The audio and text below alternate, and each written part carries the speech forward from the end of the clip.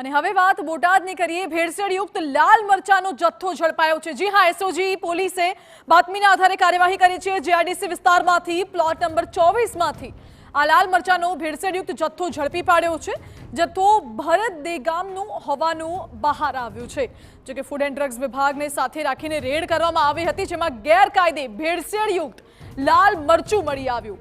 મરચામાં મકાઈનો લોટ અને કલરની પણ ભેળસેળ હોવાની જાણકારી મળી।